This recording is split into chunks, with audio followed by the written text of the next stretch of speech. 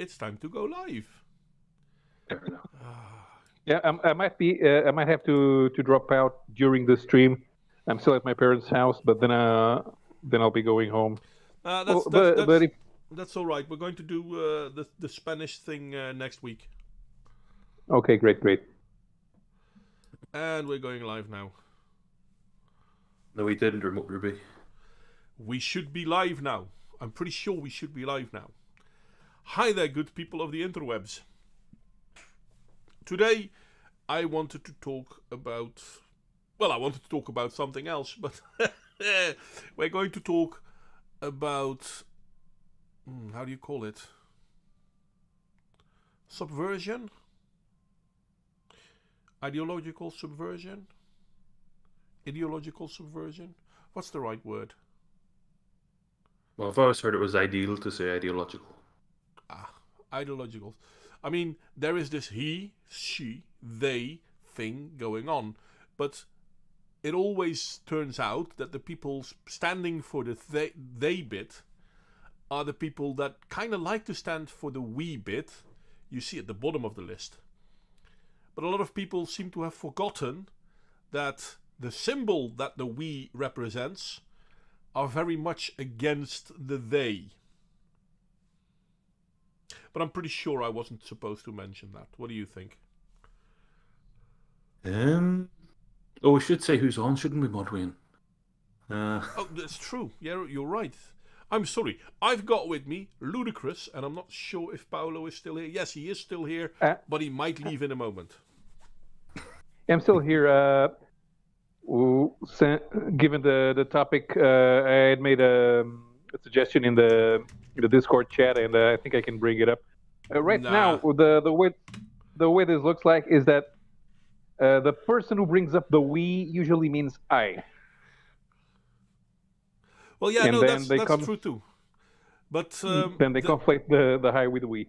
yeah, the image that I'm using as background now, basically I was given by Michael Keller, and basically it has the he, the she, the they, and then the we symbol, as if this is a normal, how do you call it? Setting aside of different patterns. But the they people might not realize that they are talking, and most of the they people are very much in favor of the we ideology, not recognizing that once we have a we ideology, there is no place for them. Because let's be honest, if we look at history, all the communist countries, socialist countries, have always been very clear about what options there were between he and she, and what options there were for anything else. Well, like everything in communism, you don't get any choice. That is true. That is very true. And in communism, there is a function for he, there is a function for she, there is not a function for they. And if they have no function in the communist system, then they cannot operate in the communist system. They are useless. Yep. To the we. Which is unfortunately very true. Now, don't get me wrong, I won't say that people that want to be transgender are useless. That's not me saying that. Just like I won't say that people that have any form of sexual deviancy are useless. That's not what I'm saying at all. I don't even want to hint that.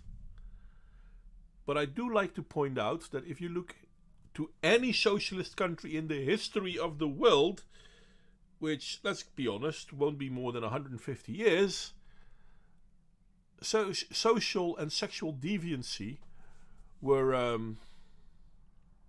punishable, in some cases by death.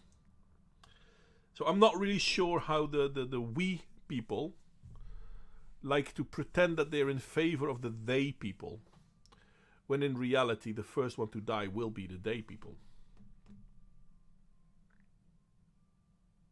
All I can see is ignorance, really. I'm really not. I really don't understand why they can tell that in socialist systems there are actually well-defined gender roles. True. True. Because Males have a purpose in a society, and yeah, females have a purpose in the society. yeah. And I mean, now your purpose isn't decided by your sexuality, but your sexuality does infer purpose. And yeah, you might not like it, you might not like it, you might not agree with it, but in socialism, communism, you don't have to agree. Whoever asked you to agree? There's this old saying: if I wanted to have your opinion, I would have given it to you. And a lot of people still don't understand what that means. It's funny like that. Richard's in chat. Hey, hi there, Richard. Well, I did see Richard on how do you call it, the Discord server a moment ago. He linked something. I haven't looked at what he linked, but he linked something. Oh, he linked two things already.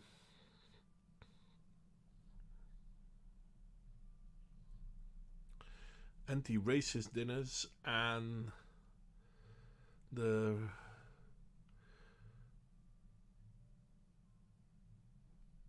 way that they went after a guy making a joke. Because they have no sense of humor. Well, yeah, that's true. And they believe that they do, but then they prove that they don't. And how am I speaking heresy, Richard? I mean, let's be honest. I always loved this. And during, for example, there's a gay pride something or other, or a rainbow event. There will always be an idiot wearing a Che Guevara shirt. But most of these idiots, if not all of these idiots, do not realize that one of the things that Che Guevara actually liked doing was killing people that would now fall under the Rainbow Coalition. Oh, by the way, when I mean Rainbow Coalition, I didn't mean the one in South Africa. I meant the modern Western Rainbow Coalition. Because there's a difference in that as well. Rainbow Coalition used to mean people of all sorts of skin color. Now it means people with identity problems. Well, not just identity problems, but... Sorry? Not just identity problems. They've got more problems than just their identity. True. But I never really understood it. I mean, that's not true. I kind of do understand it, but I don't understand how come we are not speaking out against it. See, the thing is, I don't mind people wanting to live like a woman when they're born a man, or vice versa. I don't mind people falling in love with someone of the same sex as them. These things are inherently not important for society. Well, they are in socialistic societies, but in the Western society, in capitalist societies, who cares? I mean, if you're not having an affair with me, why should I be worried about who you're having an affair with? Or is that me oversimplifying things? A certain social cohesion, knowing that your peers are engaged in a monogamous and faithful relationship. Although ultimately the impact that it has on your daily life, what the other people are doing it's minimal. It may affect your social network a bit, but in a capitalistic society, even your social networks, your personal networks in your social space, your neighbors, your family, most of those people can be replaced by people who have the same role. No, and I mean, I can understand that somewhat, but at the same time, if someone comes to me and say, "Well, this person has X sexual preferences," I don't see how that's a problem for me or indeed society at large. It becomes It a isn't. It problem. isn't. Sorry? It isn't. That's the thing.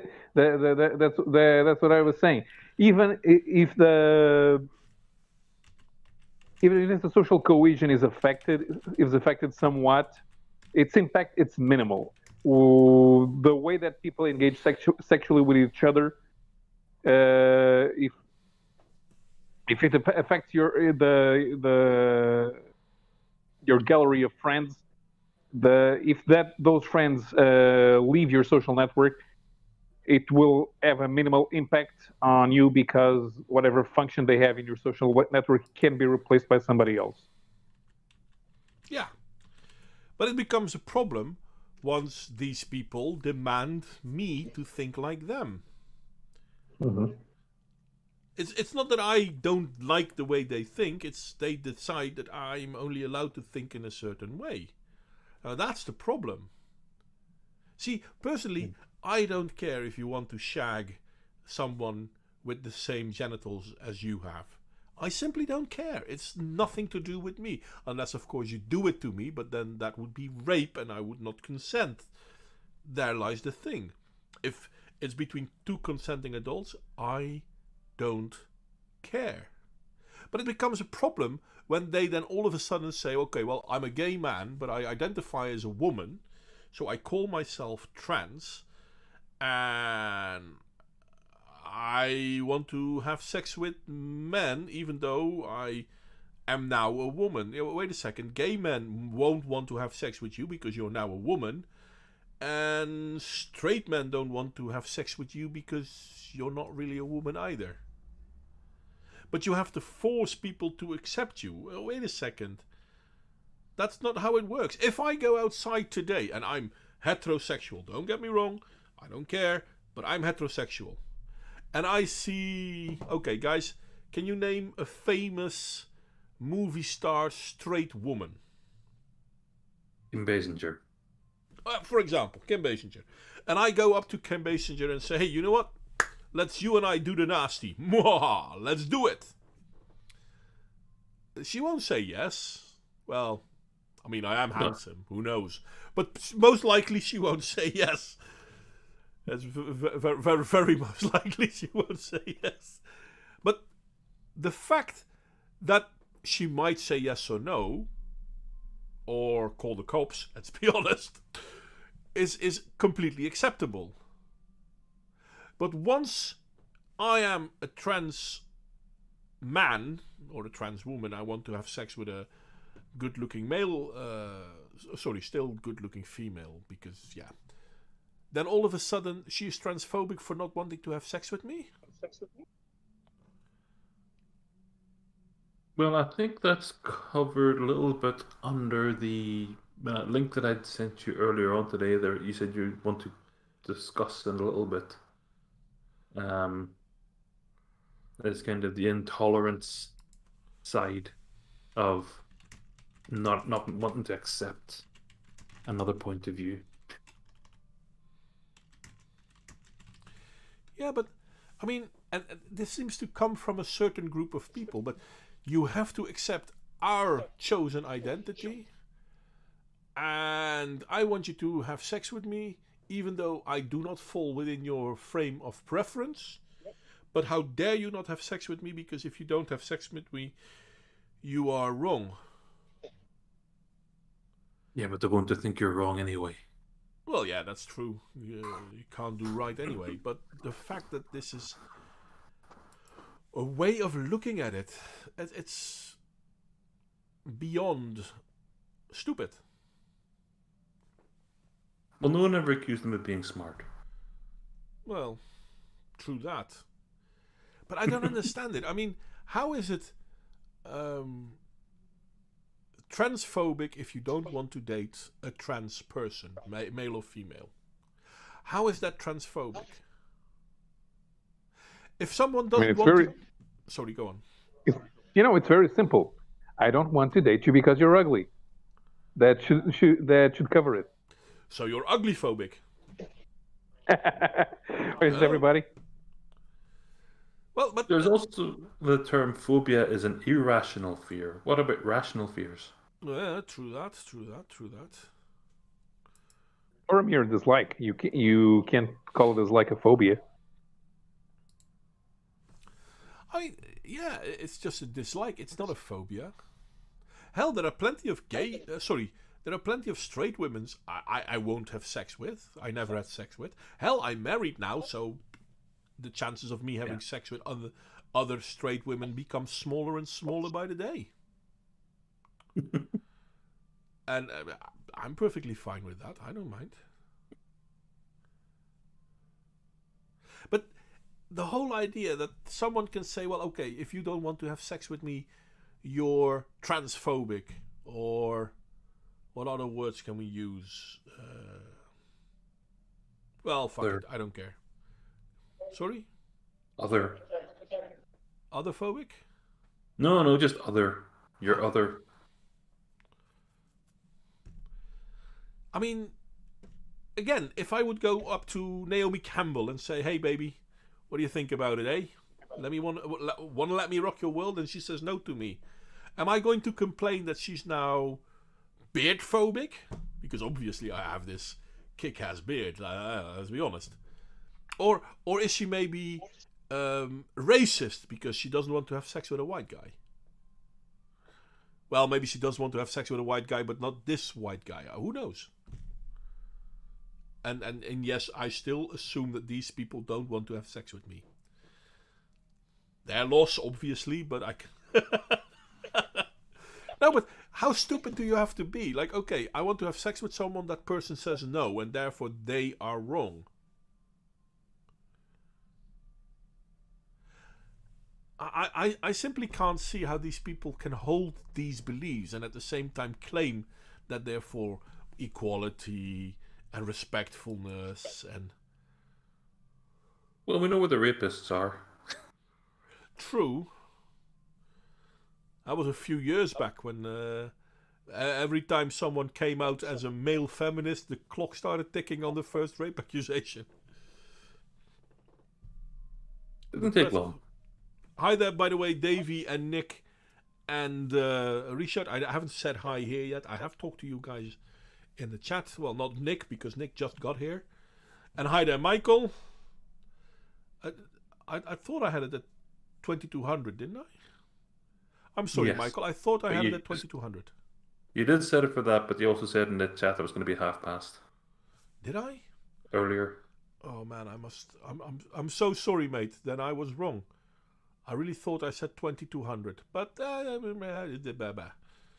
fuck it. You're welcome still, mate, and you haven't missed much. And, I guess it's my fault. It's my fault. I had, when we had the other topic, I had asked for a 10:30 start. Oh, okay. But and let's respond a little bit to Nick. Depressed voice. Hell, I'm not married, and my chances of having sex with women decrease every day. I'm sorry to hear that, Nick, but yeah, that's what old age does for men. As a woman, you can come back and pretend you're a cougar. Maybe that's why so many men come back as women. I don't know. Well, one way to deal with the trans issue is to tell people to wait until their next incarnation, and maybe they get the right body then. Yeah, maybe. And in all fairness, Davey made a very good point, Nick. Start making more money. That'll get them going. But that's unfair, though, because women aren't whores. No. It's just...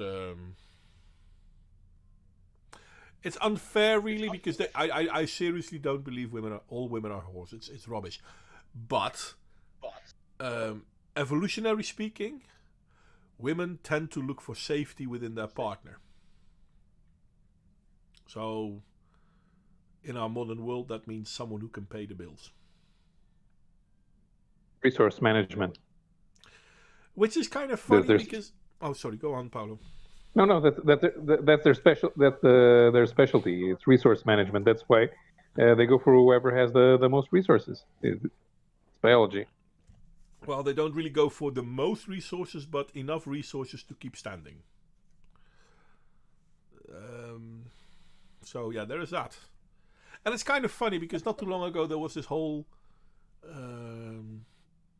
how do you call it, hullabaloo about women finding it more difficult to find a mate, especially the higher educated women. Even though for years we've known that women tend to not date men that earn less than them. Hell, it even has a title, but I forgot the name of it. Pretty sure I must have mentioned it.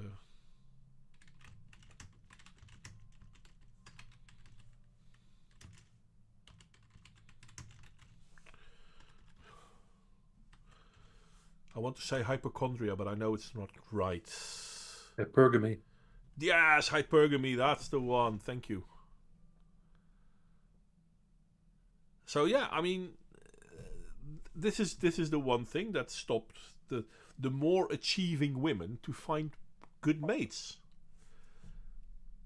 This is also one of the reasons why so many women complained about university. I think 2 years ago, last year, that they started complaining how they couldn't find partners on university because the universities that they tended to go to weren't being filled by men.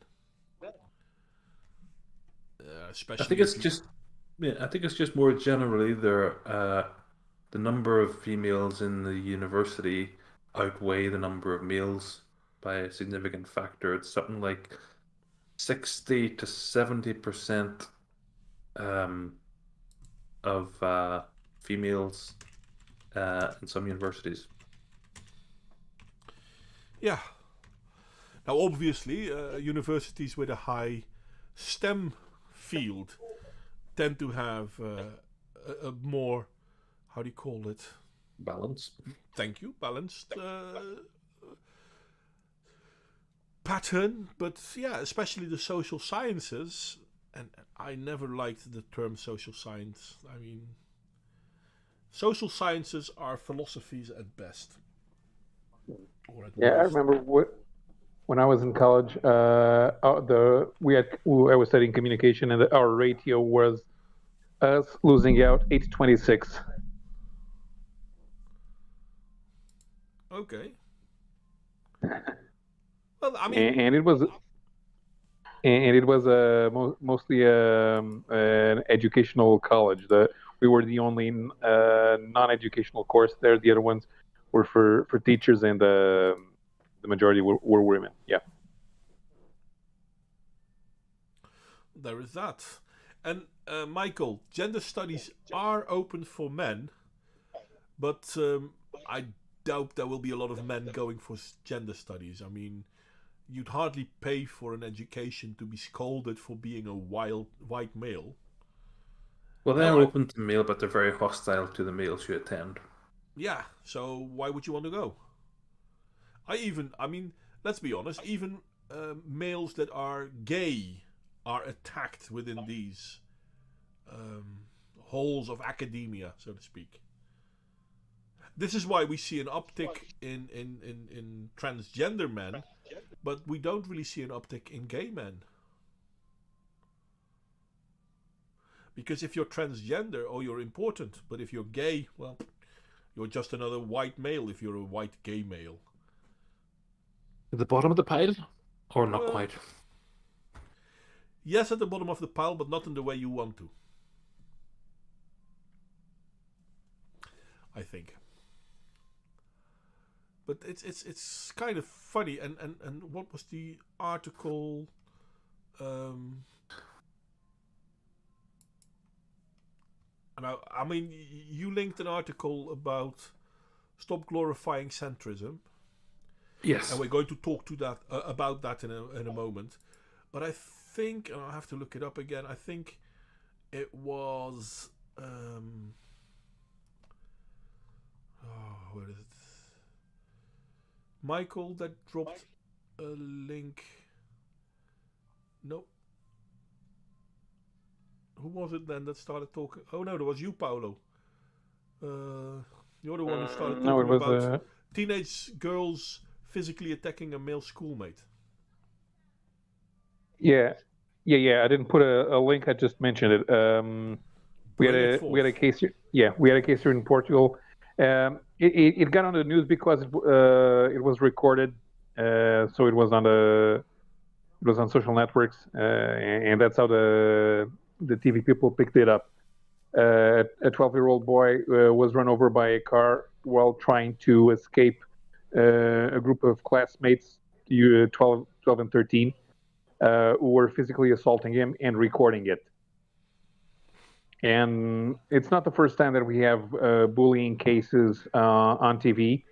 I think this is the first time that they show a bullying case on TV of girls attacking a boy. Well, it's been recorded, but it hasn't been shown on the news.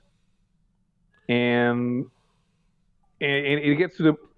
I think the point here is that boys are taught that they can't hit girls, which is of course obvious. But the girls are not taught that they can't hit boys.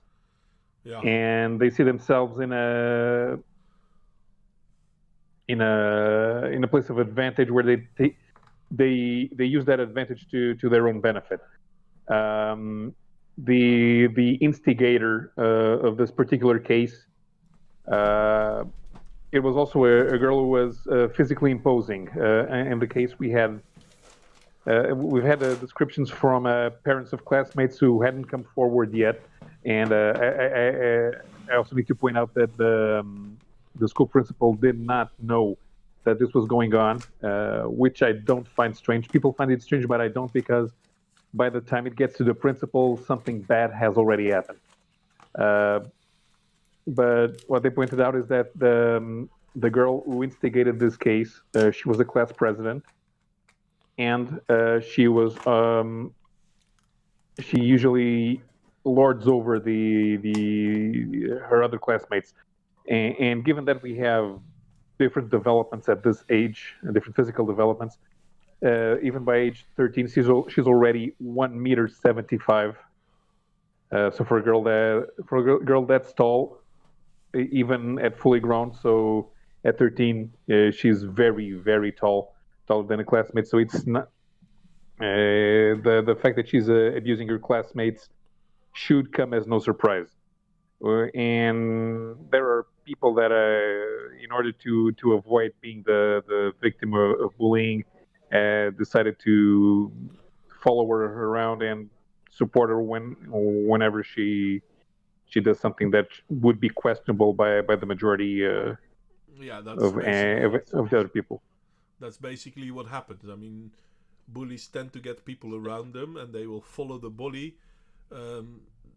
Not only because they like to bully others, but mostly because they don't want to become the target of bullying themselves. Mm-hmm. So the boy who was run over, he only suffered minor injuries, so I think he's already at home. But the father is most displeased with the situation. I think he's still weighing his options. I'm sure that is by now he's been contacted by a number of lawyers who can probably extract money from this case. And the girl's mother has come out to defend her, saying that now she's the one who's being bullied online, even by people who don't know them. A famous singer came out saying, "Yes, I don't." When the mother said that this was not a case of bullying, the singer said, "That is correct. This is not a case of bullying. Your daughter tried to murder a boy," which I think is exaggerated. And this isn't a case. This is murder. This is. No, it's not murder, but it's something that could have happened. I mean, the boy could have died. At best, yes. manslaughter.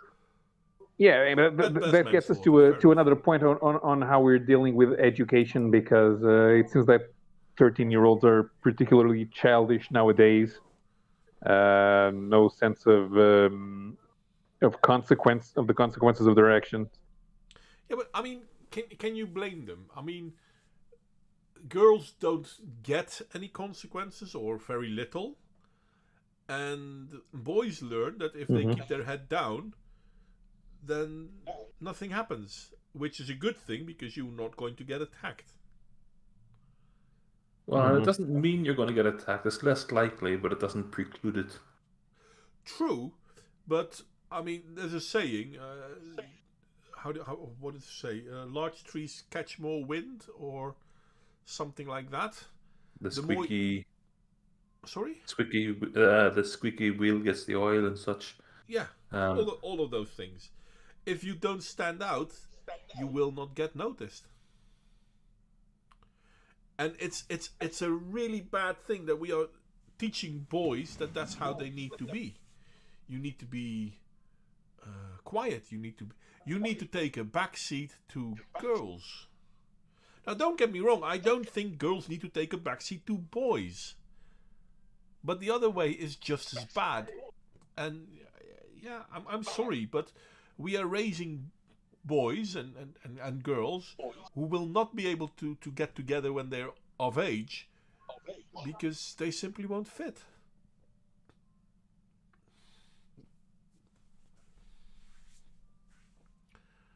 And I don't think it's going to be manslaughter either way, Richard. I think Ludacris was right. Um, it's sorry. I think it's going to be. It's not going to be homicide. I think it's going to be manslaughter. That's how I should have said that. Am I very low? I can do something about that. This should make it better, I guess. I'm sorry, Michael. I didn't realize. I mean, it seemed to work all right on my end. Is it any better or is it still too soft?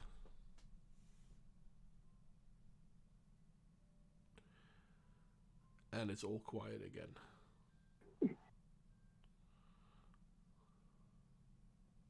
Oh, here on the server, we seem to be at the same level. Yeah. Yeah, it's I don't about have any problems here. it's how OBS sends it through, I guess. I can tweak it a little bit. This should be slightly better then. Who knows? I don't know. Anyway, there was another thing that we were going to talk about, and this is the link that Ludacris gave us. And I really think it's a good fit to the story, or maybe even more to the story than how do you say that? It basically shows you how corrupted our media has become, how blind for the reality that they have created.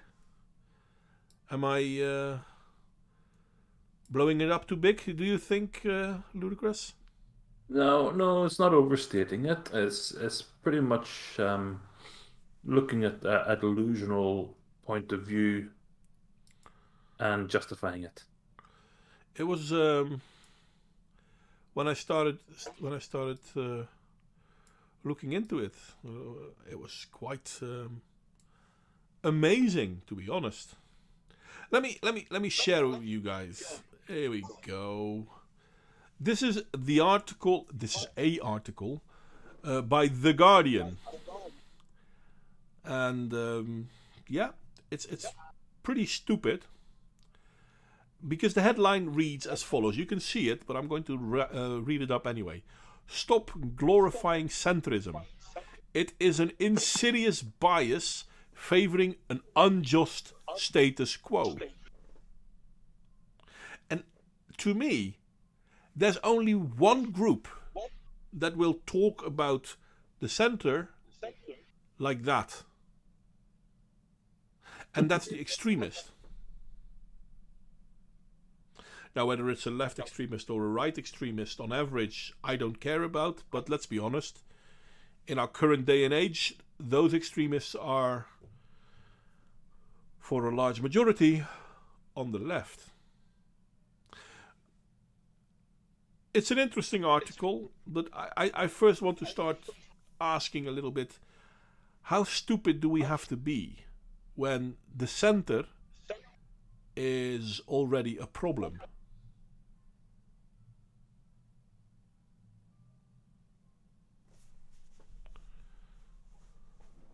The center is a gateway to the alt-right. Well, yeah, just as much as it's the gateway to the old left. I don't Yeah, know. isn't it? No, Yeah, no. that, She's but arguing that's the that thing. If Sorry, go ahead. no, that's the thing. If you entertain the idea that the other side has even one correct point, you're already fully embracing the other side. That's the way they treat it. And Yeah, this is she's kind something. of Sorry, go on, Ludicrous. yeah, she's kind of saying that the centrists are the alt-right. Yeah. And kind of see the thing with how do you call it? I forgot the name for it. There's a term for it. If you predict the future will become what you predict. Self-fulfilling prophecy. Self-fulfilling prophecy, that's the one. I couldn't remember it. Thank you very much. See, I'm still a little bit slow of mind. But this is creating a self-fulfilling prophecy. This is what the left, especially the extreme left, have been doing for decades. I mean, if we look at the average black blocker, or the average anarchist, if we look at these people, they've for years been talking about the left will get the bullets too, liberal get the bullets too. Because all of these people do not count. So either you're on their side of the spectrum, or you're a fascist. Everyone who doesn't agree with Mao or Stalin is a fascist. And the people in the center are constantly being told, either you go all the way to us, or you're a fascist. And in the beginning, people tend to say, okay, you know what? Yeah, you don't mean you don't mean it in a wrong way, so I'll just follow you. But more and more people are like, oh, wait a second. Yes, you do. I'm not on your side. I don't care about the whole BLM thing. I still don't want to be discriminating people on their skin color or whatnot, but I simply cannot believe that BLM is a good organization. I still don't care. Sorry, go on. Buying large mansions? Yeah, buying large mansions, indeed. Well, only for the leaders, but then again, that's true for socialism wherever it goes.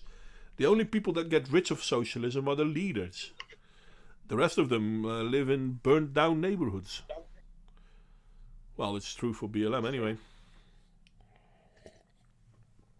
But it's the same thing. I don't care whether you're gay or not. I'm on the center on that one. I don't care. But I have to care. I have to take a stand. I have to agree or disagree with someone. But why? Why is your sexuality an issue for me? Why is your skin color an issue for me? Well, it's only an issue if you make it one. And then either I have to agree with what you say, or I'm, well, part of the other group. I mean, the notion of a neutral and moderate middle is a prejudice of people for whom the system is working, against those for whom it's not. How am I saying that, you know what, if you're gay, that's okay, I don't mind? I used to have colleagues that were gay. I've got a new job, so I'm not sure at the new place of work if they're gay colleagues. Maybe, I don't care. But I used to have colleagues that were gay. No one cared. It wasn't part of the storyline. Yeah, okay, I visited them once when there was a holiday and there was a birthday of someone or whatnot, and then she had her partner there with her. No one cared. We said hi, we spoke. It's not a thing. But stuff like this article, it constantly has to be made a thing. Nobody cares about me not being gay. So why should the world suddenly care about people being gay? I never understood that.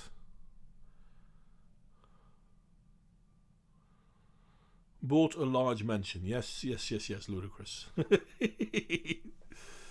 Well, I've always said Black Lives Matter.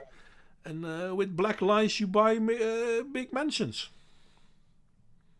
Well, the other acronym, of course, is burning, looting, and murdering, but we're not advocating that.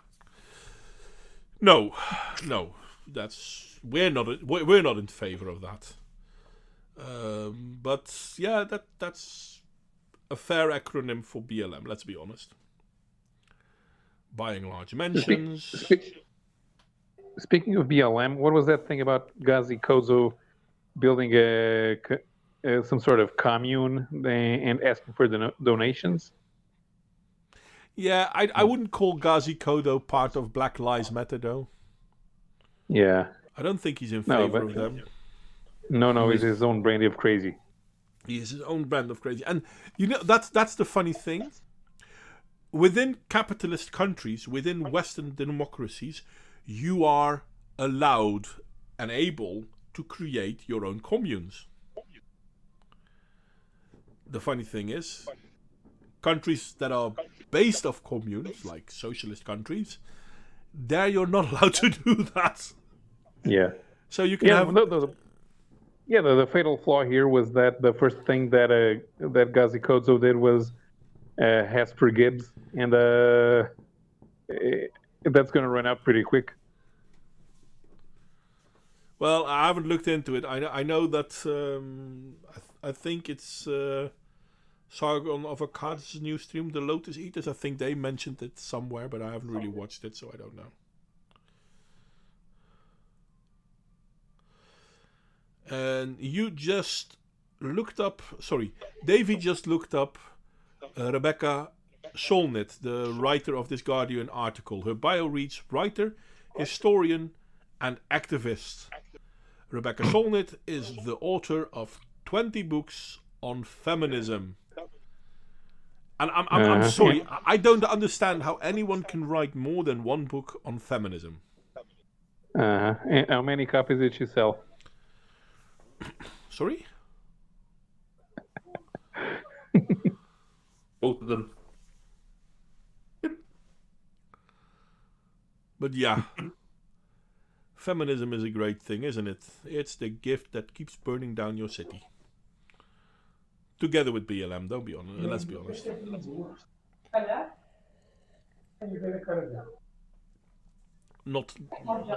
Best not to go into that rabbit hole. Please throw a wrench at Davey. He looks somewhat out of place. Oh, all right then. Well, Davey, you're going to be blue, mate. Where are you? Yeah, it's not a Modway chat if you don't have a wrench. Well, we used to give away these wrenches, but then there were some people that started like, oh, I don't want a wrench, so I stopped giving them away. But yeah, you can give them away. I don't care. So, Davey, you're when blue you become now. famous, and actually have 1,000 people watching every stream, you can take back some of the wrenches. But right now, everyone needs to be special. Modwin is forcing his wrench on Davey. Now this is an important part I need to address. Davey says, not worth it. I allow most speech and I don't know when I'll be back. Well, on the back part, I don't care. But on the allowing all speech, in all fairness, that's true for everyone here. We do allow all speech, even if it's speech going against one of us. We try to keep it clean. We try not to be offensive. But we don't censor. Censoring is something YouTube does. It's not something we do. Yeah, I've had to a few times uncensor some lines in the chat that YouTube has decided were against protocol. And in all fairness, we've had once or twice that even we couldn't uncensor it because we didn't even get the option. Wrenches are a big responsibility. It's weighed me down ever since I got mine. Oh, poor Nick. Poor Nick. By the way, Nick, when's your next video coming out? I've been missing your work, mate. He makes some fun stuff as well. I mean, you and Ludacris, you both make very interesting videos. Then again, maybe I should shut up because I haven't made anything for months now. I just can't be arsed. I'm doing this in lieu of making one today. Yeah, I used to make 2 videos a week and I did a stream. Then I went from 1 video a week and a stream. And now I only stream. And then only once per week.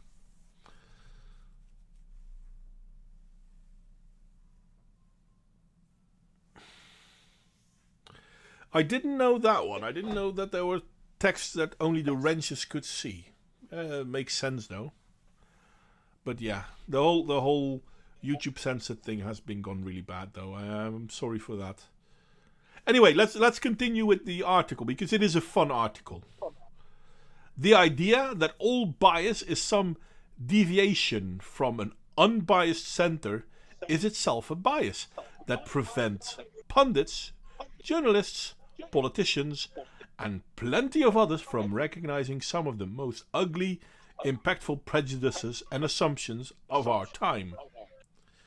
And I like that sentence. It's bombastic, but it doesn't really say anything. I mean, the center is basically the one thing that most people have in common.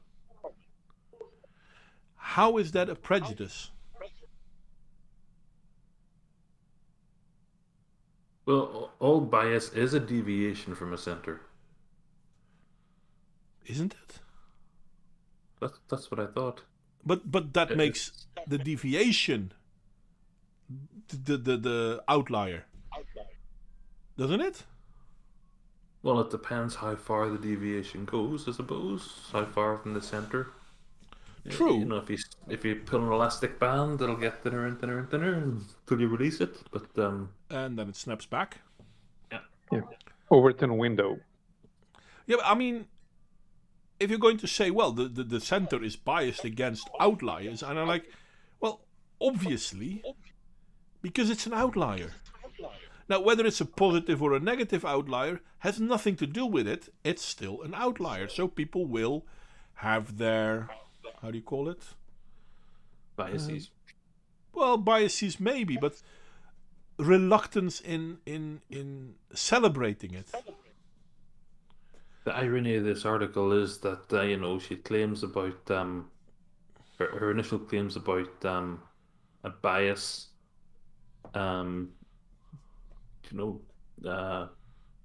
prejudicing views, and then the whole rest of the article is about her bias prejudicing her view. That is true. And some of these biases are basically, well, they're not just biases, they're outright lies. I mean, okay, let's continue. Underlying it is the belief that things are pretty okay now, that the people in charge should be trusted because power confers legitimacy, and that those who want sweeping changes are too loud or demanding or unreasonable, and that we just all get along without looking at the skeletons in the closets and stuff swept under the rug. But wait a second. No one really believes that. I mean, it's a certain group of people that now keep pushing the idea that people in charge should be trusted. There was a very long time when we said, okay, people in charge shouldn't be trusted. I mean, they're in charge. You should always be, what's the word? Skeptical. Skeptical, thank you. But now you're not allowed to be skeptical. Well, that's not true. You're allowed to be skeptical against conservatives or nationalists, but you're not allowed to be skeptical about progressives or globalists. And hi there, Dimitri. If you don't agree with the left, you're not only immoral, greedy, uneducated and racist, you're also biased. You biased son of a bitch, stop being biased. Well, that's basically the line, Nick. You're correct. That's a very good translation. But if we then look at the skeletons that are swept in the closet, I mean, seriously, what skeletons are those? Well, 40 years ago, people were nasty. They were nasty against gay people. Yes, and this was a bad thing, and we moved away from it. Yeah. Damn it! I knew I had a point there. I make another Women point. being paid less. Women's equality for payment. But that's another thing. I mean, in which Western country, by law, are you allowed to pay women less than men? As far as I know, none of the Western countries allow you to pay women less than men. Or transgenders, or gays. All of these things don't matter. If you have a job, you're going to have a certain pay, period. And this is kind of funny in the Netherlands, because in the Netherlands we have central working agreements, central working blah blah blah, CAO, but it doesn't really translate well. But the CAO agreements basically say that in a certain field of work, your salary is based on what you do and what your education is, and how long you've been doing the job. Because if you start at step 1, and after 12 steps you reach the maximum. Now, if you negotiate in a well point, you can say, okay, you know what, I start at step 3 or step 5. But on average, everyone has the same maximum, and in the end, everyone will get there. It's Even just ironic. Sorry? I was just going to say, it's ironic that you said the word period, because there's quite a lot of women who are trying to advocate getting period leave every month. Well, yeah, that too. Which is amazing. I mean, I wouldn't mind getting free every month for 1 or 2 days. I don't know. I'll find a good reason. Maybe I have a very big poo or something. I don't know. And don't get me wrong. I understand that getting your period can interfere in doing your job.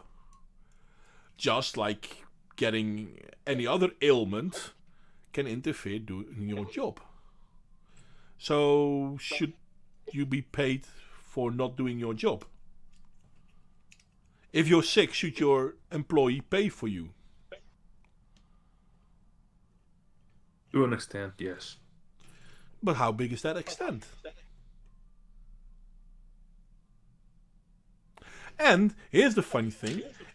If an employee is going to be sick a few days per month, how much more likely are you not to hire that employee? Oh, I know. They don't realize that they're setting their own barriers for themselves. Now, a long time ago, I made a video debunking the stupidity of the gender wage gap. And I hate using gender. It's a sex wage gap. It's so stupid. It has been debunked so many times, and still they keep bringing it back. Like, yeah, but if I were a man, I would earn more.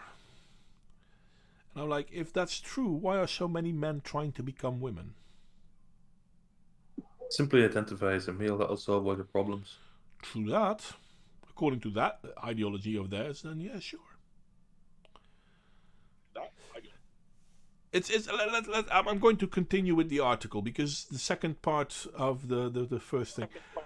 I saw a tweet the other day that said the Secret Service and the US Capitol Police must have been incompetent or complicit to be blindsided by the 6th January insurrection. Insurrection, people. Insurrection. What happened? A few people walked into, what was it, the House? Capitol building. Well, it's the Capitol building. And the doors were literally open. They weren't pried open. They weren't broken open. They were open. I'm not sure how you're blindsided for people walking in. And then the people didn't seem to grasp the third option. The Secret Service was unable to see past the assumption that middle-aged conservative white men don't pose a threat to democracy and the rule of law. that elected officials in powerful places weren't whipping up a riot or worse, that danger meant outsiders and others. Well, funny enough, all of that's true. Because the riots weren't a majority white middle-class conservatives. There have been several reports that have been verified that most of the people that went in were either people following others or were people linked to Antifa.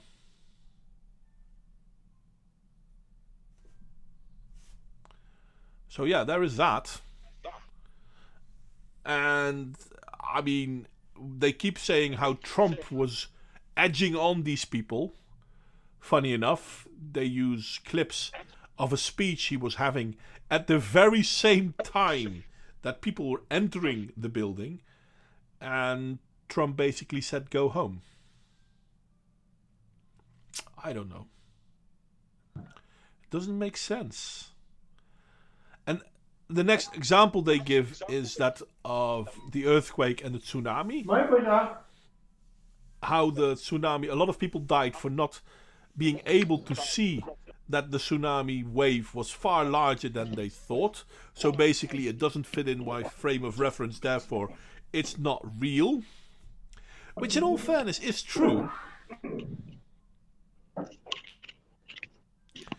I think, Michael, you're talking about Paolo. I think sometimes Paolo's mic goes open. Yeah, I'm pretty sure. Yeah. I'm sorry, I can't really help that though. That's the down. I mean, in Hangouts I could do something about it, but now not so much. And this is the part that I really find interesting. We're still at the beginning of the story, so to speak. Oh, come on. No, I can't. Why can't I do it like that? I want to select a small piece. Okay, not possible. People fail to recognize things that do not fit into their worldview, which is why those in power have not adequately responded to decades of terrorism by, well, they say white men, but I'm going to say black men and Antifa.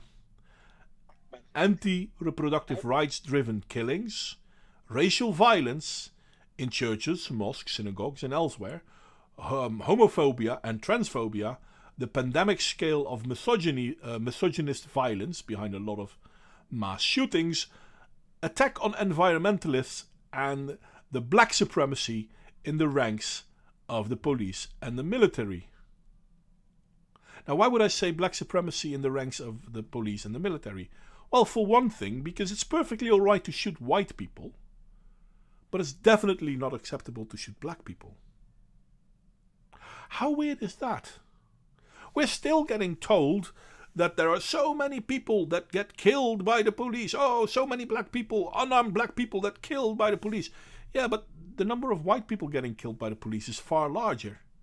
Well, yeah, obviously it's far larger because there are far more white people in America. Yeah, that's true. But if we look at violent crime, white people are somewhat underrepresented. And I'm saying somewhat because I like to be nice with my words. Let's be honest, it's not somewhat. There is this meme, and of course it's a white supremacist meme, that says 13 is 50. I'm not sure if you guys ever saw it. I'm well aware of that, although some people say 657. Yeah. Which, in all fairness, does come closer to the truth. But yeah, 1350 is 13% of society is black men. No, that's not true. 13% is black people, and they are cause of more than 50% of violent crime and murder. But more accurately is indeed 657, because it's mostly men doing the killing, but they do kill more than 50%. It's closer to 57. But in all fairness, it shouldn't even be 6%. Because if we look at the crime rates of black people in America, it's less than 1%. It's less than 0.1%. But they still cause that large part of the violence. And somehow it's always being blamed for white men. If there's a mass shooting in America, they love blaming guns and they love blaming white people right up until the moment when they see that the person that did the shooting wasn't white. And as soon as that happens, the story dies. How Yeah, those two girls, and that killed the taxi guy, Yeah. the Uber mensch. Yeah, those two girls were a slightly dark color of white, to be honest. And another thing, the constant assumption has been that crime and trouble comes from outsiders, from them, not us. Which is why last summer's Black Lives Matter protests were constantly portrayed by conservatives, and sometimes by the mainstream, as far more violent and destructive than they were. And the right has had such an easy time demonizing immigrants. Well, Black Lives Matter has nothing to do with immigrants, to be honest. But in all fairness, how much of the peaceful riots of the Summer of Love in America were actually peaceful? Black Lives Matter. I'm going to. I've got it ready. Obviously, the costs of recent riot damages are the worst in U.S. history. For months, Democratic leaders in the cities around the country have refused to squash violent Black Lives Matter rioting in their cities. The damage to community has been significant and devastating. Now, a new assessment first reported by Axios shows the financial cost of the rioting is on its way to be at least $2 billion, making it the most expensive in history. I mean, $2 billion. Fucking hell. The vandalism and looting following the death of George Floyd at the hands of the Minneapolis police will cost the insurance industry more than any other violent demonstrations in recent history, Axios has learned.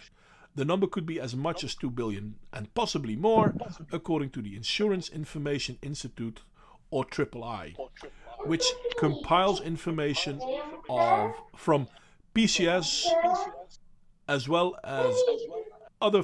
I'm sorry, Paolo. Let me see if I can do something here because I don't know how to turn people off. Can I? I'm not sure. Can I do this? No, that's not the right way to do it. I think you just muted yourself. Oh, he's muted. I muted myself. No, you're fine now. He's muted. Okay, Paolo muted himself. Thank you, Paolo. Where was I? The number could be as much as $2 billion, as possibly more, according to the Insurance Information III, as well as other firms that report such statistics. And people, this is only of what the insurance companies will be asked to pay.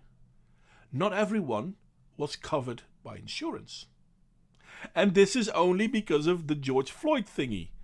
So what about all that stuff that happened before George Floyd? No. You're not allowed to put that on BLM. That was something else. I mean, they were still waving the BLM banners, but so that's the thing. Here we have proof, if you want to call it proof, that the BLM riots, which were the worst since the 1992 riots, according to the LA Times, they cost a lot of money. And here we have, what's her face, Rebecca Solnit, talking about people fail to recognize things that do not fit into their worldview. And then proving to us that she doesn't want to recognize that Black Lives Matter protests were indeed violent and destructive, and that they were a very expensive little joke. but it doesn't fit her window of worldview. Yes, It doesn't because fit. she says that the Black Lives Matter protest was often the work of the right wing, the violence and destruction. And how? I mean, Black Lives Matter and Antifa have been basically the same organization for the last year. And somehow it's white people that are to blame. And don't get me wrong, I mean, most of the damages done by Black Lives Matter were done in black societies, in black neighborhoods. Why do we keep pretending that this is not the case?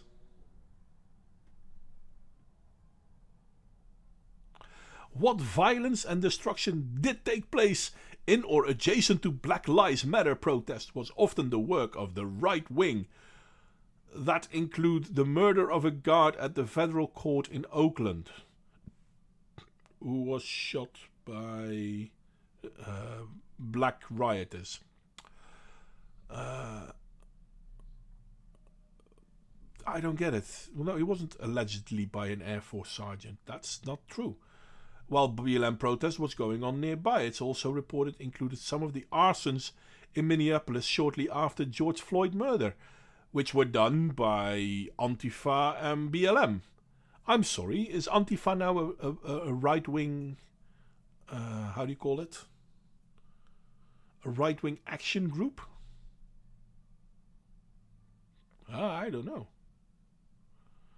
And let's be honest, if we look at Minneapolis, they started attacking the courthouses in Minneapolis for more than 100 days. It was Antifa and it was Black Lives Matter. How many right-wing groups were there? But she doesn't see it because it doesn't fit in her storyline. The next line I think is hilarious.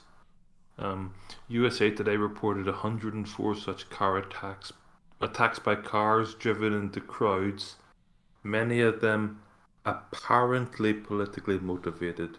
So of 104 of these alleged car attacks, how many were politically motivated and how many were just joyrides? Well, I mean, let's be honest. I've seen videos of people attacking people in cars. Swarming cars and then hitting them. If I were in one of those cars, I would have hit the gas. And I can still, I mean, I'm not the youngest, fair enough, but I can still remember during the LA riots how truck drivers were pulled out of their trucks and basically killed. Yeah, Reginald Denny was one of the guys, and he was pulled out of his truck and beat upon by a mob.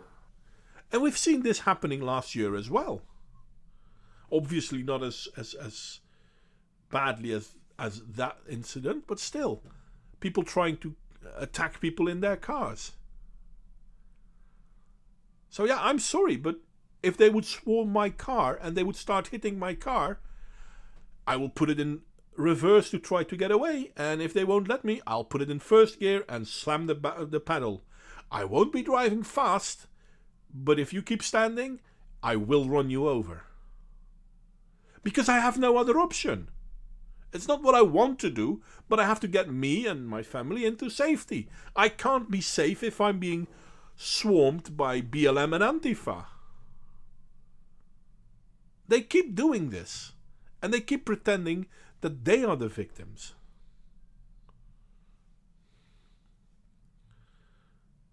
No one has ever loved the status quo more than the editorial board at the New York Times, which recently composed an editorial declaring it a misstep for the city's Pride organizers to reduce the presence of law enforcement at the celebration, including a ban on uniformed police and correction officers marching as a group until at least 2025. But, I mean, are you now saying it was a good idea that they would, how do you call it, ban people for joining them based on their profession? How is this an example of being progressive, of being open for people, if you're going to say, well, but you're not allowed to come? so blind of her own bias is she that she doesn't even realize that, well, the city pride organizers have every right to say certain groups aren't welcome. But if the city pride is allowed to say which groups are and aren't welcome, then isn't everyone?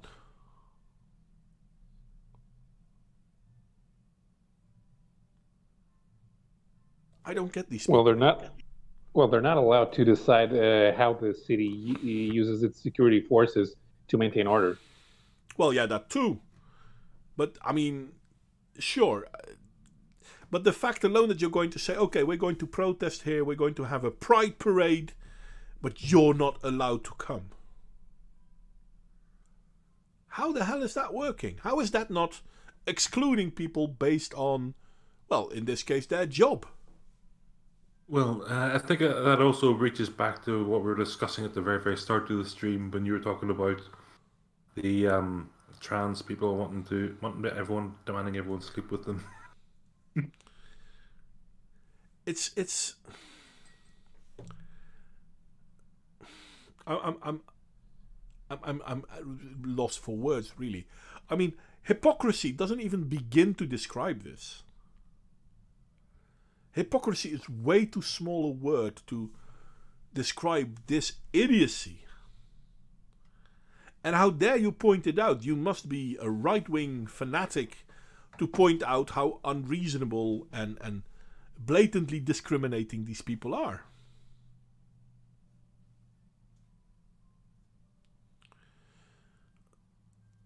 They found a lesbian of color who is also a cop and focused on this individual feeling devastated rather than the logic behind the decision. What logic? How is there logic in saying, okay, well, these people aren't welcome to come because we don't like them there? No, pride celebrations are an uprising against the long-time police violence and the criminalization of queerness at Stonewall Bar in 1969, because the last 50 years haven't happened, people. We are still at Stonewall's Bar in 1969. No, who's actually proud of being a cop? Well, no one, I guess. You're not allowed to be proud of being a cop, that's for sure. What I find more interesting is the whole thing of the criminalization of queerness at Stonewall's Bar in 1969. It's ignoring the fact that the last 15 years, 51, we've done everything to say this is bad, this should never happen again. One thing to bear in mind is that pride comes before a fall. Well, that is true. You are very correct on that one. And the fall probably won't last. The fall won't be far away. I'm pretty sure, because they are literally doing what they are blaming others for doing against them.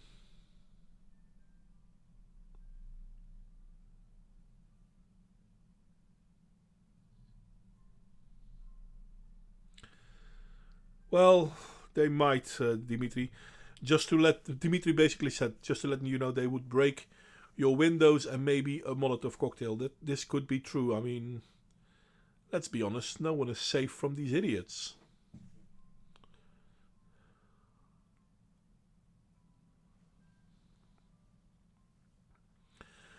I'm not really sure if Tree of Logic is lesbian, by the way.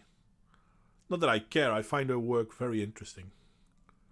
So yeah, even if she were to be a lesbian, I don't care. See, that's the thing. I mean, we make it as if it's a point. If someone is lesbian or gay or... In all fairness, who cares? Either you're right or you're wrong. And your sexuality... I'll never share a bed with Tree of Logic. That's really, really true. And obviously the main reason is I'm not in America and she is. And no, that's not the main reason. The main reason is I'm married. See, I'm still not good at this stuff. But that doesn't mean she can't have good points. It's almost as if you have to be measured by the skin color and your sexual orientation before we can talk on whether what you say is correct.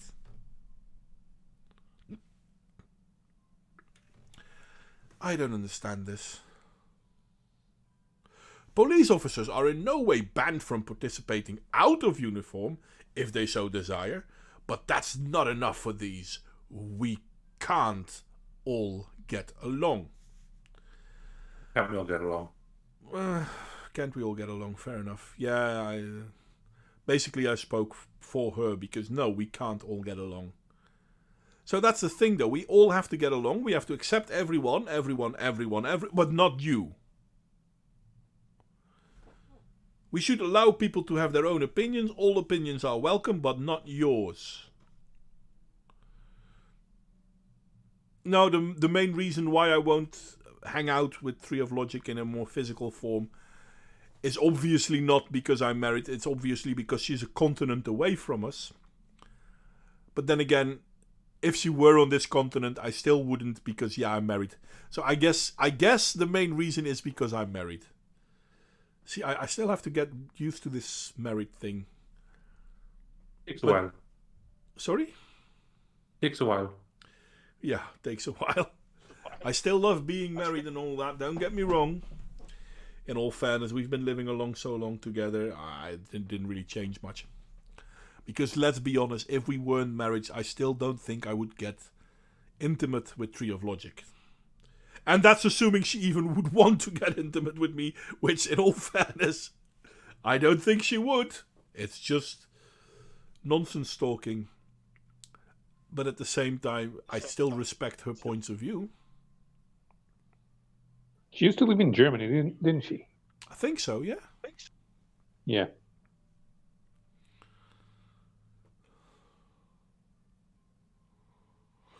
Anywho, where was I? You want to shout that the whole parade is political? Well, it is. And the decision to include the police would no less be political than exclude them, which is also true. And who decides what's worthy? The idea that there is some magical apolitical state all should aspire to is key to this bias and to why it refuses to recognize itself as a bias. It believes it speaks from neutral ground, which is why it forever describes a landscape of mountains and chasms as a level playing field. But that's basically her saying, I'm the one that's worthy. I'm the one who decides what's worthy. But isn't she then creating her own mountains and chasms? And then claiming it's about equality because, you know what? Either it's my mountains and chasms or it's yours and I don't like yours, so mine are better. Even though it's to the detriment of you and everyone like you.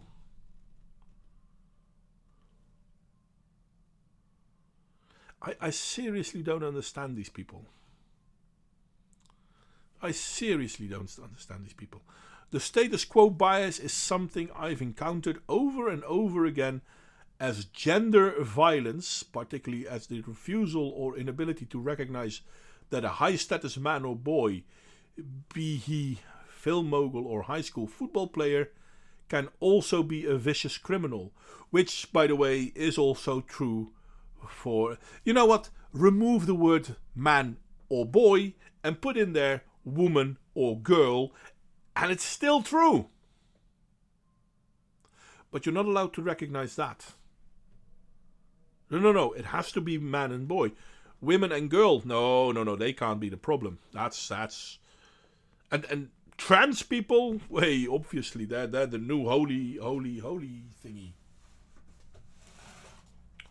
They're so far above us. They're so far evolved. Yeah, it's amazing. Society has a marked failure of imagination when it comes to grasping that such predators treat their low status victims in secret differently than the high status peers in public, and that failure of imagination denies the existence of such inequalities even as it perpetrates. Isn't that the same as saying, well, I mean, female rape perpetrators are never rape perpetrators because men always want to have sex. Even when it's a 12-year-old boy and the rapist is a teacher. Yes, but she's also looking at imagination instead of saying, instead of looking at proof, for example. Yeah. So imagination might be one thing, proof is something that's another thing, and you need proof whenever you make allegations. Yes, but if your proof is real, we're going to ignore it because it goes against our bias. Am I saying it correct like that? It seems to me that they create their own windmills. And then they start crying and kicking when people say, yeah, but wait a second, those windmills aren't that different than all the other windmills.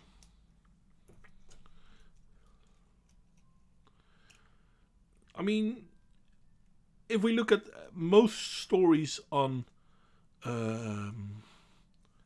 rapes on schools, for example, there are more female perpetrators than male perpetrators. Obviously, it's only if you count women having sex with underage boys. But if you don't count those, then yeah, no, sure. Women have it worse than men. I seriously don't get it. All you have to do is ignore all the pain and suffering of an entire group to come to that conclusion. I mean, it's a failure born out of undue respect for the powerful. Here I think of all the idiots who kept discovering the moment Trump became presidential over and over again, unable to comprehend that his incompetence was as indelible as his corruption and malice, perhaps because their respect for the institution inexorably extended to the grifter who barged into it. But if that's true, isn't the same then automatically not true for Biden? I mean, if the election of Trump was provably Russian interference and election meddling, how can this not be true for the election of Biden? But if you say that, you get instant banned and, oh no, how dare you point this out? But how is it any different? And in all fairness, I think Trump didn't do that bad a job. I mean, obviously the last year he did piss poor. Well, anyone would, given the pandemic. That's not true, because if we look at Sweden, hell, how many times have we made fun of Sweden for being the wokest country in the world? But they dealt with the pandemic in a good way. Well, I understand that, but Trump was not in control of the individual states, and the states were the ones who mandated all the lockdowns. True. But Trump then pushed that $1 trillion care package on the world, which made it worse.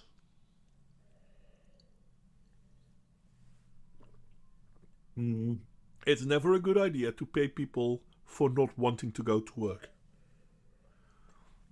I understand that. Yeah, in the end, that's always going to cost more.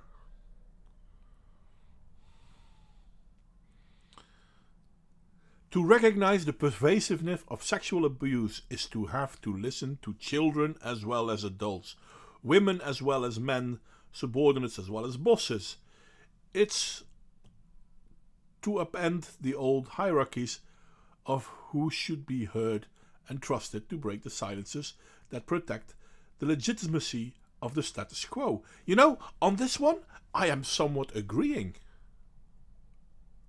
We should listen to women as well as men, boys as well as girls, on who is the victim and who is the perpetrator. But if the perpetrator isn't a man, we stop listening.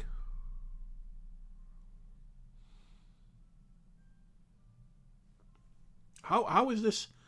How is this the status quo? And it's mostly certain groups of people that push this whole be afraid of sexual violence thing. I made a video about this when I was new to YouTube a few years ago. And this was based on the post of a Danish girl who was so afraid of going outside because, 1 in 4 women gets raped. Which is not true, not even in Denmark.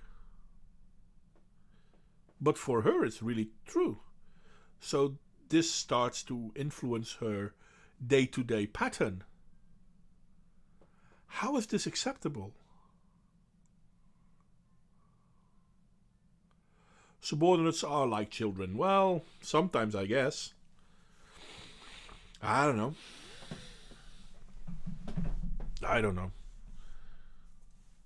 I mean, I'm a subordinate. I have an employer. So, yeah.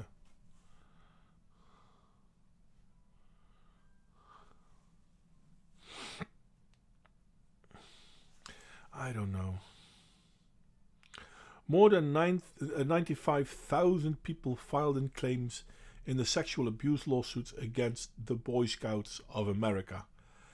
And what it took to keep all those children quiet while all those hundreds of thousands of assaults took place is a lot of unwillingness to listen and to shatter faith in the institution that was itself so much part of the status quo. How many of those 95,000 were actually correct? I'm not saying none of it happened. How many of those 95,000 actually happened? And why is it when boys start crying out because a woman assaulted them, we're supposed to ignore it? But I don't think we should ignore it either way, not with men nor with women. I think sexual assault is a problem for everyone. But one other thing, Modwin, the feminists have just pushed like mad to get girls into the Boy Scouts of America now too. Yeah, true that. So are they complicit, or are they wanting to balance the books? Well, I think complicit is a fair point in it. How is it not complicit? I think complicit is a fair marker. Hi there, Mass Creation Broadcast. Long time no see. Though with that name you're new to me, but I recognize the marker. Not the marker, how do you call it? The little logo? No. Avatar? Avatar. I don't know.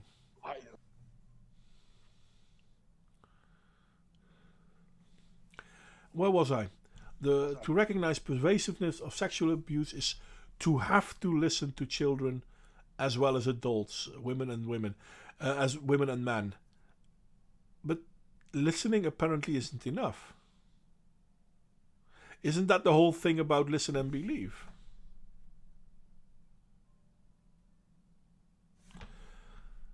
Centrists in the antebellum era were apathetic or outright resistant to ending slavery in the US, and then in the decades before 1920 to giving women the vote.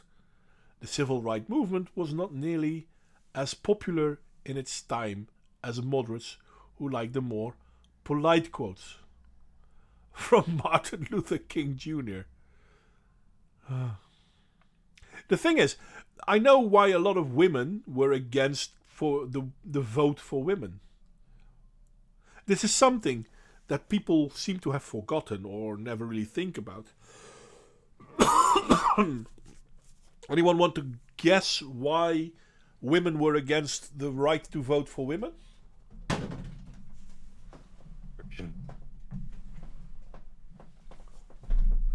Go on then. No? Because women recognized that if men were to vote, they had to sign up for military service. And there were lots of women that said, wait a second, if we're going to go for equality, I don't want to be drafted. Funny enough, though, when women finally did get the right to vote, all of a sudden, women didn't have to draft. So how is that equality? Men will have the right to vote if they sign up for the draft. Women will have the right to vote because they were born women. Isn't there an inherent instability in that, an injustice in that? Or am I being nasty? Oh, damn it, I dropped. I have almost reached the regrettable conclusion that the Negro's great stumbling block in his stride towards freedom is not the white citizen councillor or the Ku Klux Klan, but the white moderate. And in all fairness, Martin Luther King didn't say the white moderate. I think he said the white liberal. But I have to look it up. You know what? Let's look it up right away. Could you keep him busy for a second? Yes, I'll do some juggling. That always entertains the crowds. Oh yeah, well, I dropped the bottle cap, so I have to be extra careful because otherwise the bottle topples over, and I have that problem. I am rather clumsy today. That's okay. It happens to us all when we get to that age. Yeah. Thank you for that one. Bloody hell. True though. Fair enough. True though. And I didn't mean the Prime Minister of Canada. No. But I hope everyone in chat is having fun enjoying the conversation so far. I don't know. I don't think I've met Mass Creation Broadcast before, but hopefully you're enjoying the chat. And Well, feel free to share in the banter. let's see if I can find the right quote.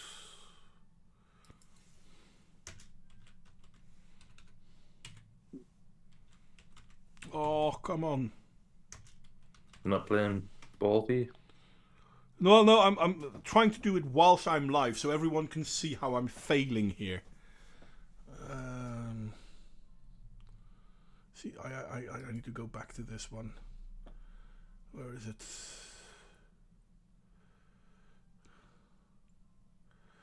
Okay, if I do it like that. Oh, come off it. Copy. And... He did say white moderate. yeah, did he say white moderate? It appears that he said white moderate.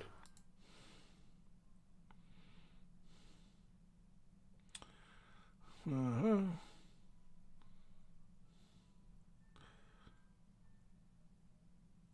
Yeah, white moderate, he said. Okay, fair enough. I thought it was liberal, but maybe that's my misunderstanding then. Maybe that's what he meant, but he... That's possible too. But then again, is the moderate the same as the centrist? Now, logic would dictate that it is, because moderation means you take strides in moderation, which means you're more or less in the middle of things. But is a moderate in the middle of things?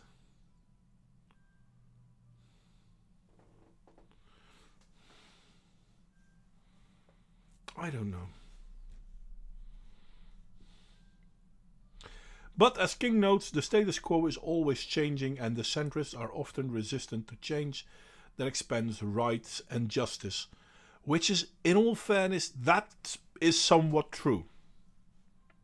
The thing is, however, that not all things that are about rights and justice are about rights and justice.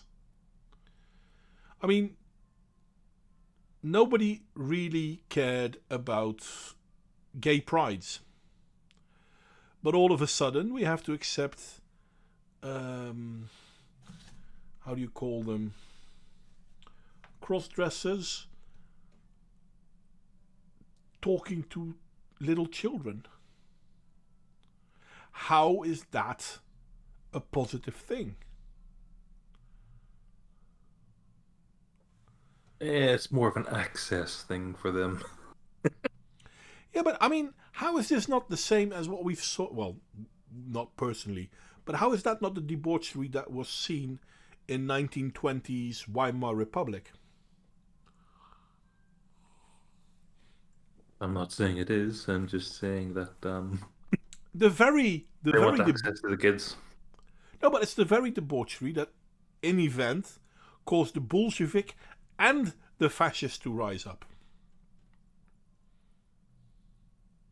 Now, obviously, the Bolshevik and the fascists were opposed to one another, but they were both opposed to the debauchery. And it seems that the current socialist movement we are seeing, or rather the mainstream one, because there are socialists who are pretty much against debauchery still, but the current seems to be very much in favor of the debauchery. I don't understand this. Okay, I'm going to jump on a bit. Okay. Another fallacy of the centrist stance is that right and left are symmetrically extreme. Left-wing violence is largely a failed experiment that faded away in the 1970s. No, it's not. How is the Summer of Love in where was it, Seattle, not a form of left-wing violence? No, the IRA in Northern Ireland were left-wing violence as well. And how were Antifa? How is that not left-wing violence? BLM. How is BLM not left-wing violence?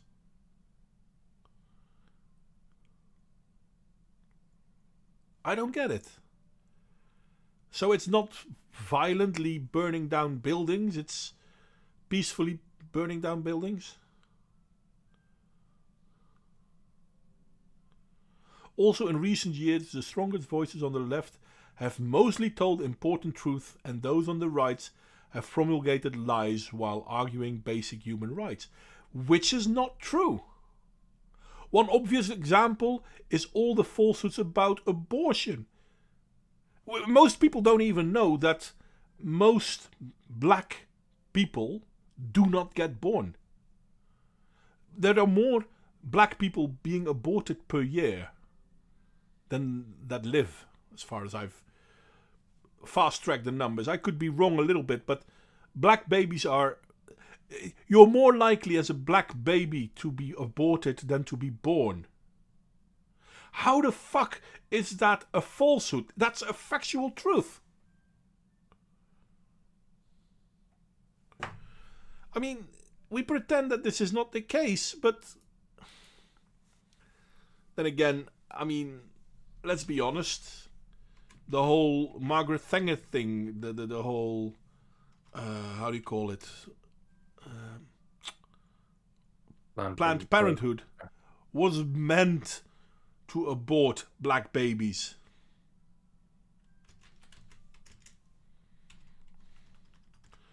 Let me see if I can find it real fast. I could be wrong, people. I don't think I am.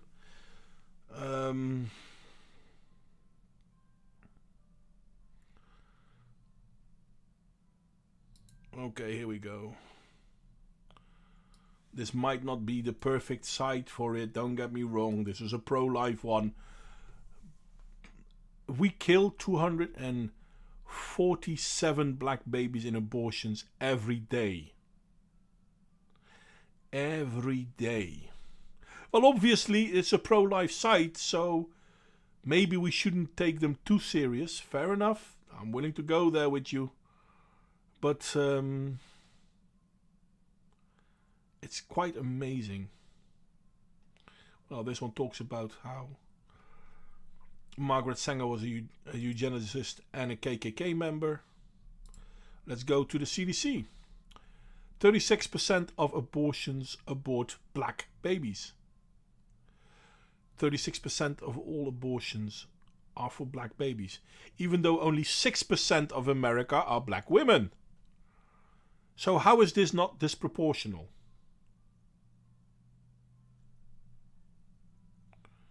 How is this not disproportional?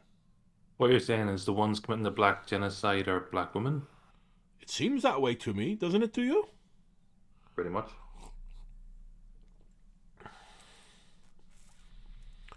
In addition, the abortion ratio, or the number of abortions per 1,000 live births, were given a racial or ethnic group was much higher among black women. So 390 black children got aborted to every 1,000 being born.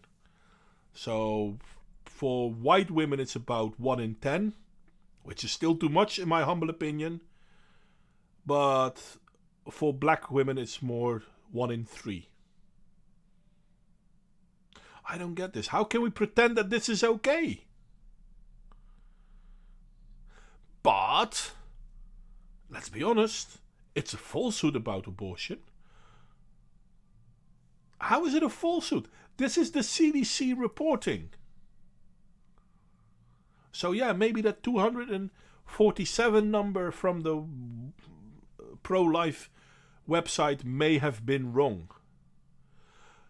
But the ratio of born children to aborted children in the black community is 1 in 3. 1 in 3 children is aborted. How the fuck are those acceptable numbers?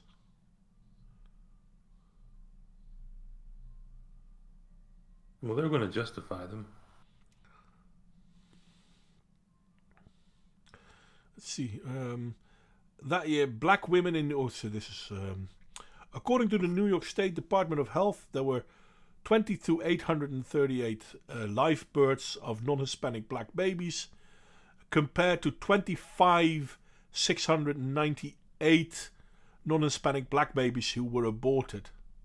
There were more abortions than births in New York in 2015. How the fuck? Seriously, but no, there are falsehoods about abortions. Bloody hell. What I just told you are true numbers. These are fact-based by the CDC. I'm sorry, if we can't trust the CDC in America, well, I guess we can't trust anything then. So if the reality of things is that, especially, for example, in New York, more black babies are aborted than born, I'm really curious what the falsehood is. Are you going to believe your lying eyes? No, obviously what the truth is not what she's complaining about. She's complaining about the falsehood. What falsehood?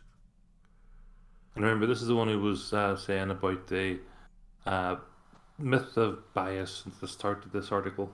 Yeah. This week, the International Energy Agency belatedly got on board with what climate groups have been insisting for years: an end to new fossil fuel explorations and extraction, a major shift now recognized as a reasonable and necessary one to preserve a livable planet. Something which will, no doubt, destroy the economy of the Western world. That's not just me saying this. This has been said by a lot of economic people. Because energy dependency is a death knell to any country out there. The more energy independent a country is, the more prosperous it will be. But I love how she was complaining about that the right wingers were denialists and denying the science of climate change, and they were saying they weren't giving any response to climate change, whereas the right have been the only ones who have actually done anything about climate change. The left's been complaining about it. The right's brought in laws, recycling, technologies to accommodate recycling. They figured out what was causing the hole in the ozone layer, and they solved that problem. Yep. Hell, the oceans are being cleaned. I mean, there are ships out there cleaning the oceans. How do I know this? This is being done by a Dutch company started by a Dutch school kid I was a school kid, university, but still, universities are schools too, right? And he's doing it purely on capitalistic principles. And it works. Paid for by the right. Well, I don't think he's right. I mean, he comes from a Dutch university. No, but it's being paid for by the right. Well, it is. But it's worth it, and it's working. Yes, and so I don't see why this author is I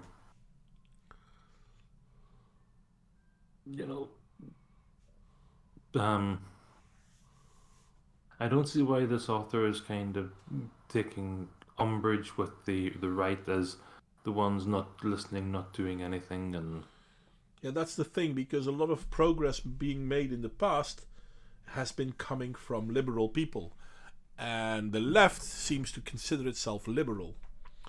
But a lot of destruction in the last 200 years comes from the left, not the right. I mean, if we look at Holodomor, Russia, left-wing violence. If we look at the Great Leap Forward in China, left-wing violence. Hell, if we look at Adolf Hitler, left-wing violence. I know people don't like it when I say it. Oh no, Hitler, he was right-wing. He was so right-wing that he was a fucking socialist. I'm sorry, but I don't think socialism is a right-wing movement. And Hitler was a socialist. That's why he forced the weekend on our societies. Because before Adolf Hitler, there was no weekend. And that's why he started programs to help people stop drinking too much and smoking.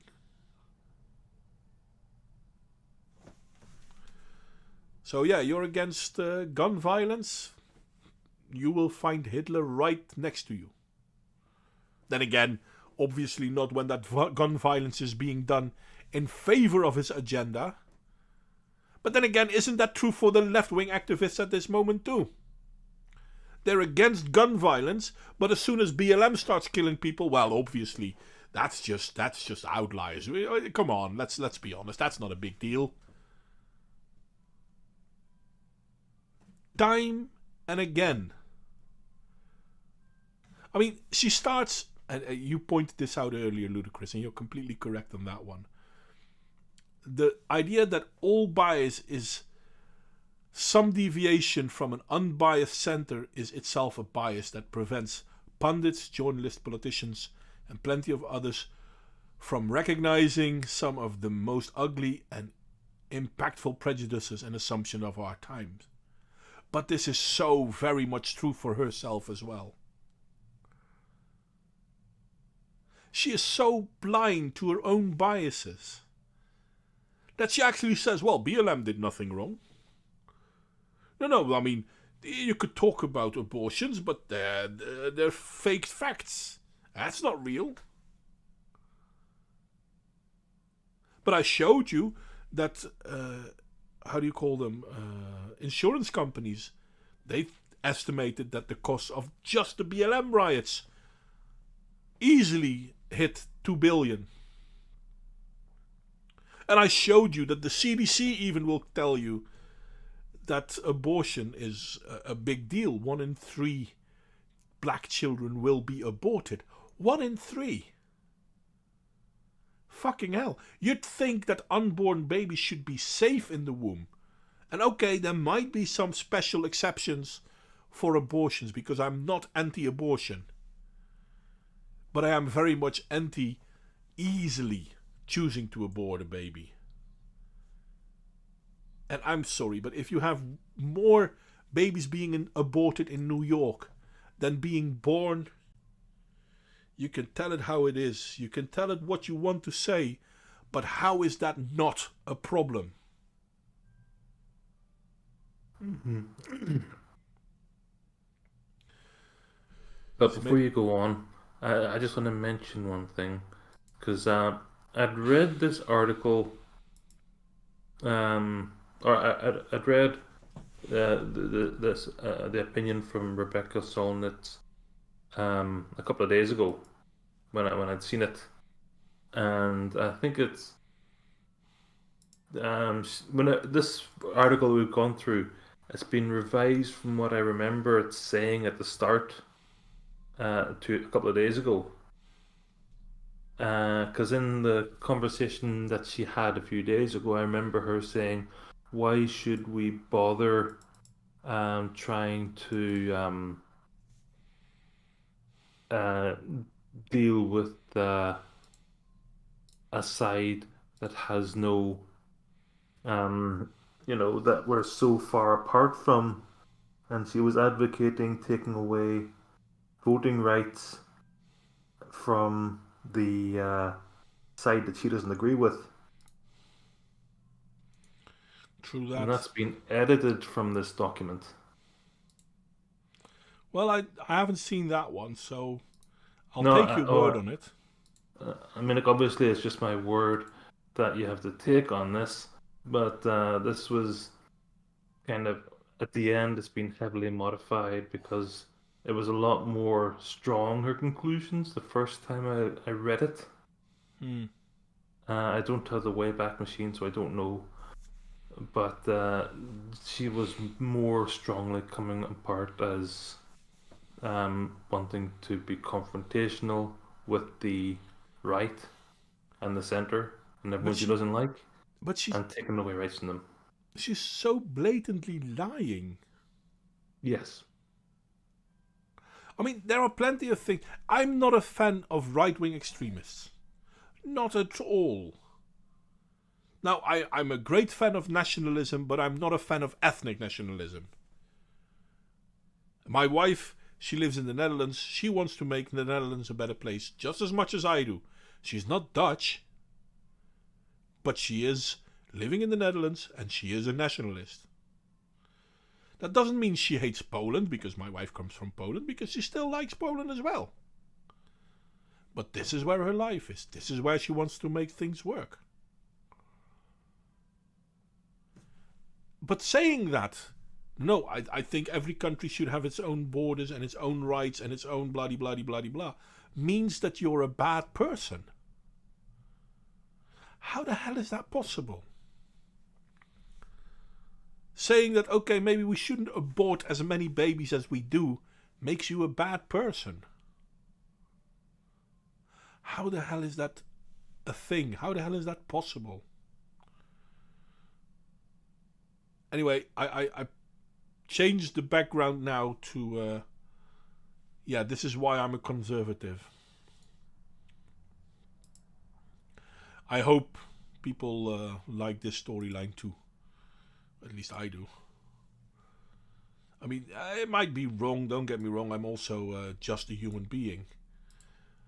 But to me it makes a lot of sense. I mean, no. The right wings, the right wings are so bad. Yeah, sure. But the KKK and Jim Crow were a Democrat thing, not a Republican thing. They were a left-wing thing, not a right-wing thing. And as I said, I'm going to read this anyway. You guys can see it yourself. But Planned Parenthood was founded by Margaret Sanger, so that she could help abort black babies. And she's become bloody effective. 1 in 3 babies being aborted in New York. Sorry, 1 in 3 black babies being aborted.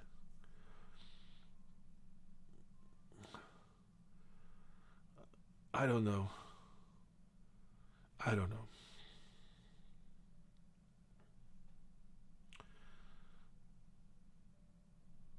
So yeah, there is me. I'm not going to read the rest of it. Ludicrous, do you have anything funny to say? To lift the spirits, so to speak? Oh,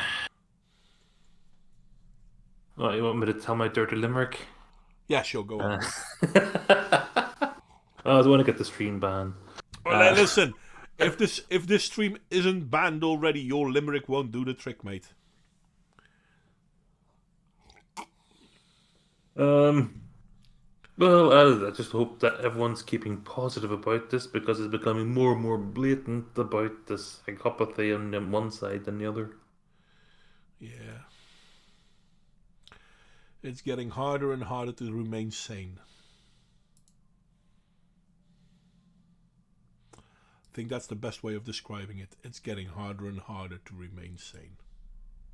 Yes, and I can just confirm that I've checked over the comments that were on that article that I'd given to you earlier, and a lot of them were backing up my what I'd stated that she'd said about I don't see any reason why we shouldn't take away rights from the other side of the aisle. It was that blatant, taking away rights, taking away liberty. Oh God, it was. That's one of the reasons I found it so delusional. But I hope I haven't brought everyone down with that. Well, yeah, there is that.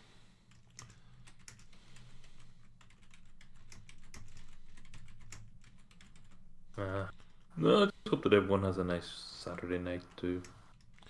Well, there's probably going to be a good movie on somewhere.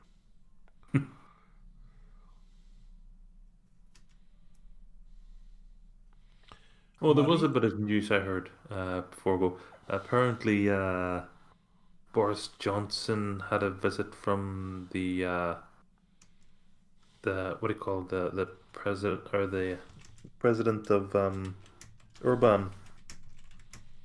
You know Urban from Yeah. Hungary? Hungary. Yeah, he was in London speaking with Boris Johnson a few days ago, and it's driving a lot of the left people up the wall. Yeah, I mean, as I said, my wife is Polish, and she's not a fan of the Duda. yeah, and his party. Even though I like some of the things he said, she's still not in favor of him. Fair enough. But in this country, it's almost being portrayed that, well, everyone in Poland agrees with him. In reality, most people don't. I mean, I think Sargon of Akkad had an interview with him once. No, that was Corbyn Mickey. Oh, yes, that's Mickey. Yeah.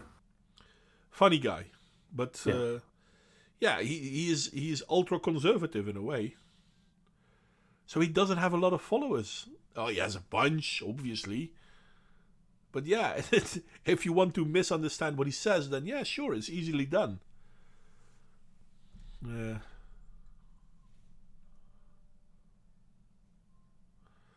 It's weird.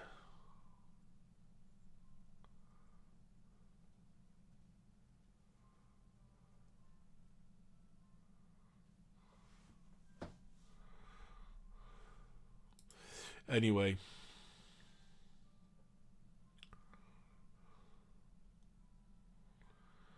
I don't know. Do we have anything interesting to talk about? Because I'm... how do you call it? Finishing Growing up for on the night. empties? Yeah, we lost Carlos. Yeah, well, he did say he would leave. Yes. Because And I think it's a good time to finish up because it's kind of midnight for you and 11 o'clock for myself. yeah, we've been at it for 2 hours. Well done. Well, in that case, I'd like to thank everyone that joined us for joining me and Ludacris. I'm pretty sure that Ludacris enjoyed your attention in the chat as well. So yeah, thank you Dimitri, thank you Davey, thank you Michael, thank you. I'm not really sure if he's still there, but thank you. Well, Paulos isn't here. What's his Nick? Thank you, Nick. I think he left now. Mass Creation Broadcast. Yeah, he was here for a short while, but he left fast after that one too. Anyway, thank you all for joining us. And I know I'm not a big channel, and I'll probably never will be, but who cares? And Ludacris, you got any famous last words or anything else you want to shill? Well, I want to keep an eye on my channel over the next week or so. I'm trying to put out more content. I always say I'm trying to put out more, and they always kind of Don't. no, it's just things come up. But no, I've got some ideas in my head and trying to get out, and it's always the hard part. Well, that is true. As I said earlier, I'm finding it very hard to create new videos, and I have so many topics I want to talk about. I really don't want to keep talking about the Corona bullshit. It's pissing me off. But I have one video, more or less. I still need to make it. I have all the facts lined up on how the Corona situation we have now is very much comparable to the 2009 Mexican flu debacle, which caused a lot of people to how do you call it? Was it the Spanish flu? Or... Yeah, the Spanish flu, Mexican flu, whatever.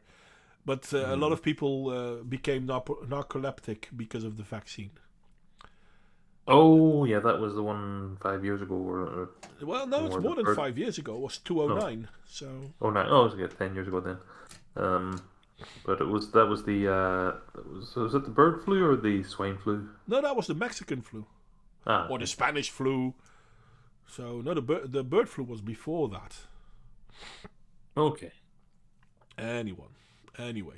Well, thank you all for joining us. I hope to have a good stream next week.